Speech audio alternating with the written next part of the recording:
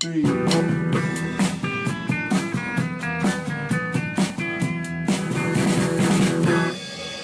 All right, so the Christmas episode rolls on.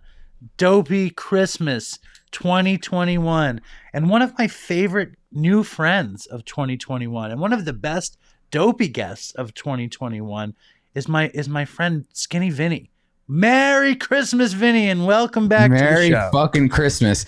You know, I'm still getting DMs from people saying that I was their favorite Dopey guest. And it's a fucking honor, dude. Is that true, or is it just Amanda Lauren writing you over and over again? No, dude, it's so true, man. It's no, it's good. Dude, just the other day I got one. Listen, I sometimes I can exaggerate, but you are you are an incredible Dopey guest. People even wrote me and tore down other guests and said, if only they were more like Vinny. Yeah, so if no one ever heard the Skinny Vinny episode, you got to go back and listen to it. This is a Dopey Christmas. And like my thought when I was thinking about this show was I was like remembering what it was like before I was a drug addict and how much I enjoyed Christmas, and then kind of like those kind of in between years where you'd sneak out to use and come back in, and then when it's just over, you know what I'm saying? Yeah. Like yeah. You know, can you relate to that evolution of Christmases? Yeah, 100%. I mean, I never, even before I started to get loaded, I never really enjoyed Christmas, only for the reason being that I spent Christmas with my mom's side of the family most of the time, and me and my mom's side of the family never really got along, and just because of resentments and things that I knew. Actually, you know what? Let's start over. Let's start over because I don't want to edit all that, and I want Vinny to have a nice video for his thing. Like I can cut it. You can cut all that shit out. Yeah. Like quickly though, or I mean, yeah. It's possible for me to cut it. Yes. All right, I'm sorry, Vin. I don't know. No, it's all good. Ruined his story. I didn't mean to ruin your story. I'm sorry. I apologize. We're keeping all this in. What do you guys? So where were we? My fault. It's just because my mom's side of the family, like my mom's mom, she's a gnarly alcoholic even to this day, and my mom's dad sexually abused my mom before I was born. So, and then like me hearing these things and my mom's mom allowing it to happen and not wanting it to get out because she was afraid to ruin the family name. I immediately, as soon as I heard these stories, I immediately started to have resentments towards them.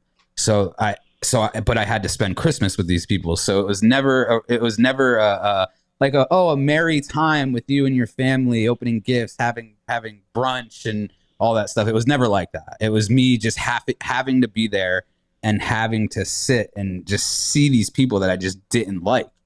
And so I never really, for that reason, I never really enjoyed Christmas. And then I started to get loaded, and then holidays were never a thing. And but now, like, this is my first Christmas where I actually, like, I have money to buy people gifts, and I'm there for people, and like I'm here to call people and just like, hey man, how you doing, and Merry Christmas. Like, this is the first time where I actually get to do that. And I spent a shit ton of money on Christmas presents this year that I'm kind of regretting, but it is what it is. What's the best present you bought somebody this year? I bought Zach an Oculus. No, I saw him with that thing. Yeah. Have you played it? Yeah, I bought one for myself too. Wow, you guys are fucking serious out there. You guys are fucking serious. I bought my mom an Apple Watch. I bought my girlfriend an Apple Watch and a Louis Vuitton wallet. And yeah, it's I spent a lot of money, but it's worth it, dude. It's the first time I've actually done that. Wow, I've never done anything like that. I've never. I bought my kid like a box of chocolates. I buy little things, but that's impressive gift giving. I wish. Yeah. How do I get on the Skinny Vinny Christmas list? You know what? The story of the Oculus is really funny. If we have time for me to tell it. All right. All right. So I bought Zach the Oculus first. I didn't buy mine, and I was gonna wait for Christmas to give it to him, obviously. And then a few weeks before that, I bought a blowjob machine, right? and it's like a really expensive, nice blowjob machine, and it's How much? loud. It was like $400, and it gives you head. Yeah, and it's amazing. It's amazing. Fuck. And can't talk right now. I'll call you back. But it's really loud, so I can't really use it when they're home. So Zach and his girlfriend left, and I was like feeling kind of horny, and I was like, I'm gonna use my machine. And my machine is in my closet, and it was right next to Zach's Oculus. And I went to go pick the machine up, and I see his Oculus, and like the idea of VR porn just came into my head, and I was just like, no fucking way. And like I took it out of the closet, and I was like just about to open it, but I was just like, that's very wrong. I can't open Zach's present, use it, and then try to put it back and tape it back up. I just can't do that, you know? So I went and bought my own Oculus, and I came home and I did it. And it's like, dude, it's like living in the year 2050. It's like virtual reality porn with a blowjob machine. It's fucking That's insane. incredible. You're blowing Howie's mind right now. You should see Howie. Put your face on that. Howie. This is the dreams that are Howie's. This is the thing, right, How? What do you think, Howie? I love it. So like, I just figured that the Oculus is just like for like games and stuff. How do you bring it in with the blowjob machine? How does that work? Is there a setting? No, dude. Pornhub has a VR section. So you just go to fucking Pornhub and go to VR, and you get all these videos, and you're literally there. It's How insane. do you lube up the blowjob machine? You got to do that before you put the Oculus on. So you just put a little bit of lube in the part, and there you go. You're ready to go. Like it's heavy duty, dude. It's heavy duty. Like you have to plug it into a wall. It's not like battery powered. Like it's like a heavy duty machine. Is there any fear of like over constriction or some sort of like cutting your dick off or your dick getting cut into it? No I'd fear be of that. terrified of that thing.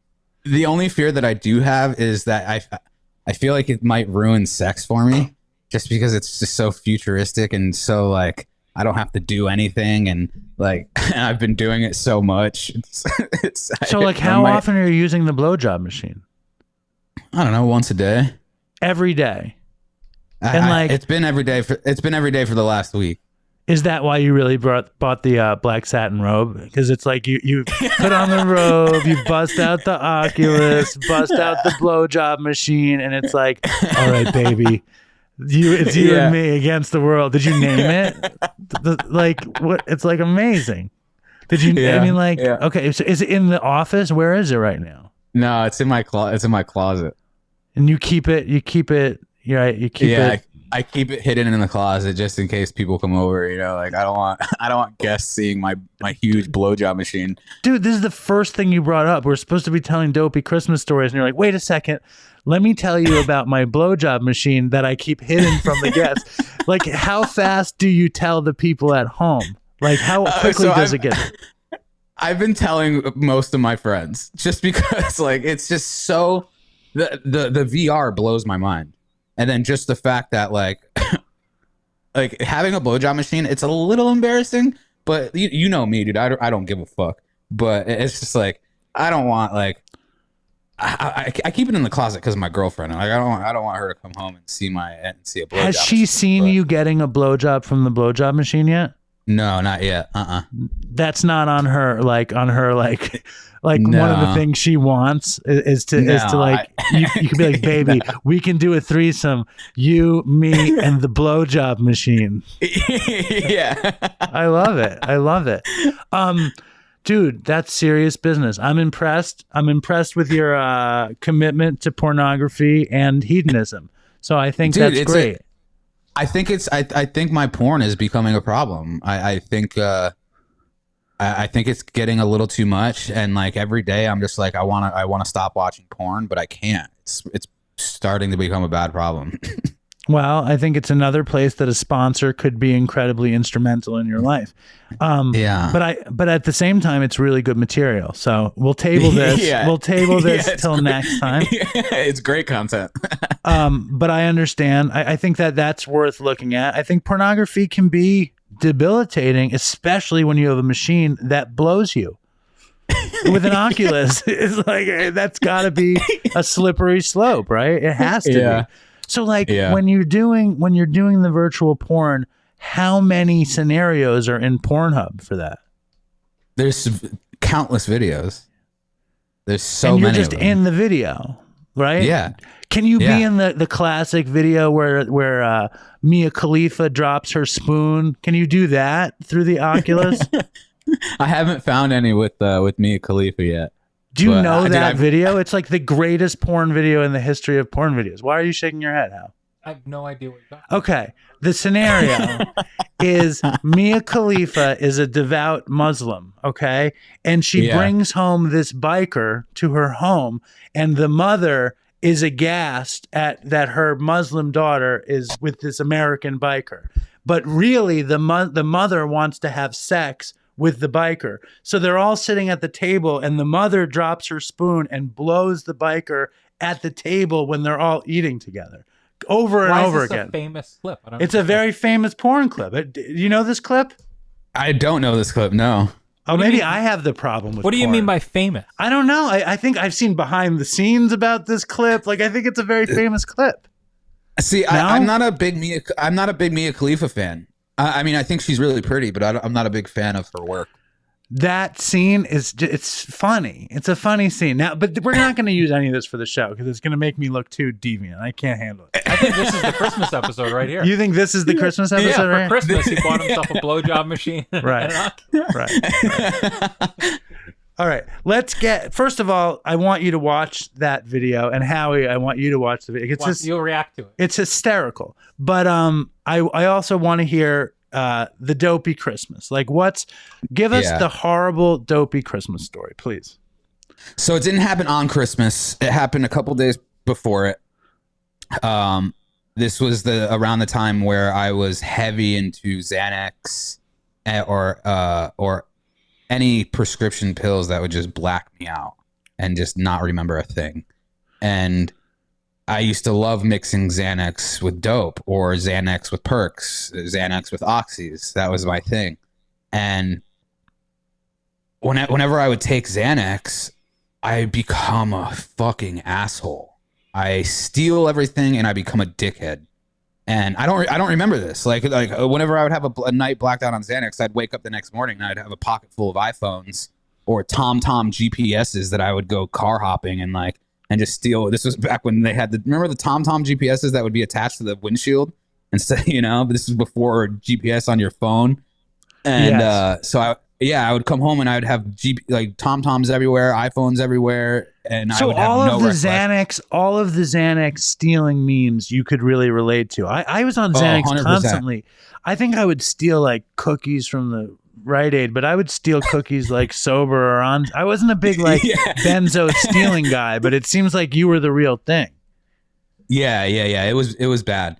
But the person who I would be the meanest to is to my mom, and I think I asked her for some money. I think I was like trying to manipulate her, be like, "Mom, it's fucking Christmas. Let me get some fucking Christmas money." Like,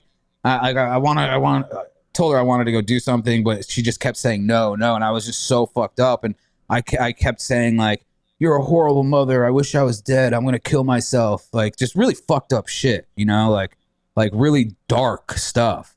And I guess my mom was afraid that I was actually going to like act on these things that I was saying, and she called the cops and called ambulance, and I was pretty much 5150. I wasn't in an actual psych ward, but I woke up the next morning and I was in a hospital surrounded by cops, and I was there for 2 days, and then the last day being Christmas. And it was just and I when I woke up and I came to, I had black permanent marker all over my face, and I was just a low piece of shit, dude. Xanax did that to me, man. It was not cool. And what was the other stealing on Xanax? Did you steal other, like, was that like a long time thing that you would like just go thieving and not remember? Yeah. What me and my friends would do at the time, we would go do this thing called car hopping. We would just eat a bunch of Xanax and we would just go car to car, seeing if it was unlocked, or we would never break a window to get in, but we would just see if it was unlocked. And a lot of the times, dude, people leave their cars unlocked and like leave a bunch of shit in there. Like one time we found like 15 grand in a couple ounces of weed. It had to have been a drug dealer's car, but the dude had it unlocked. And yeah, he had it unlocked. You went into a car and there was $15,000. Where was it? Yeah, it was in Connecticut, and it was just parked on the street like every normal car. But where was the money in the car? It was in a manila envelope. And it was in the center console, and it had a couple ounces of weed, the money, and then it had a MacBook in the back seat, and it had to have been a fucking drug dealer. Was that the greatest of all Xanax scores in the history of car hopping? Had to have been. Yeah. Any other like because you had, how long were you living in the fucking porta potty in Connecticut? Yeah, so I was in that for a couple years, but. My mom would always come down, whether like most like the holidays. So she never knew that I was living in the porta potty. She thought that I was like couch surfing pretty much, but she didn't know that I like burned all my bridges and had no other friends to let me sleep on their couch except for one person who I got high with, but I wasn't allowed at his house because his father. And every morning when his father would go to work, he would come get me, and I would go to his house. We would get high. He'd let me take a shower, and then I'd have to go back to the porta potty. So it's like, but for the holidays, my mom would come down, maybe take us out to like breakfast or whatever, and give me maybe $40 or something, and she knew what I was doing with it. But like, yeah, this Christmas was never fun for those years. You never set up a little Christmas tree in the porta potty? No lights or anything? No. No mistletoe in the doorway. And what about when you first got to California and your first Christmas clean? Like, how was that? How did it feel? Yeah, so the first Christmas clean here, it was in the sober living. It was okay, I got to the sober living in February, so I had a good amount of time, like building relationships with the guys there. So it was like a brother thing, like spending Christmas with the guys in the house. We did like a Secret Santa. I was practically still broke at the time, so it was just like I couldn't afford to go home if they wanted me to come home. But it was good. It was fun, like. Not waking up and having the score, so you're just it was a very slow progression to like, okay, this is what normal life is. This is what spending holidays with people is like. This is what opening a gift is like. Like it was good. Totally. And also there's just something like the true meaning of Christmas, like when you're with your people in, like, now that you can buy Oculi. I don't know if is it Oculi or Oculuses? I don't know. You can buy multiple Oculus machines for yourself and for Zach, and multiple Apple Watches, and obviously material shit is off the charts. But that, I think those first Christmases and like a sober living where you actually are grateful to be sober, and you're like, it's like, it's that very, very baseline, beautiful, grateful just for being able to be alive. You know what I mean? Yeah, no, absolutely. And I think, like, I can only speak for myself, but one of the ways that helps me stay sober is I have to do everything opposite of what I used to do, right? In every aspect of my life.